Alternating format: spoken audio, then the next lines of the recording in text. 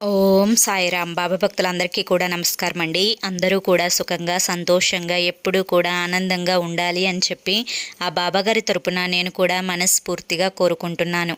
ఈరోజు బాబాగారు అందించే సందేశం ఏంటి అంటే కనుక, తల్లి ఆలోచించకుండా నీకోసమే ఈ మాట చెప్తున్నాను, జాగ్రత్తగా వినమ్మా అని చెప్పి ఈరోజు బాబా గారు ఒక చిలుకమ్మ ద్వారా మనకి ఒక సందేశాన్ని అందించబోతున్నారండి. అసలు ఆ చిలుకమ్మ చెప్పే సందేశం మీరు స్వయంగా చూడాలి అనుకుంటే మీకు ఇక్కడ at the date of Sai పిలుపు అని కనిపిస్తుంది కదండి. ఆ ఛానల్ నేమ్ కింద ఉన్న టైటిల్ని మీరు కనుక క్లిక్ చేస్తే అక్కడ స్వయంగా బాబా గారు చిలుకమ్మ చేత ఏ సందేశాన్ని మనకి పంపించారో క్లియర్గా అర్థమవుతుందన్నమాట.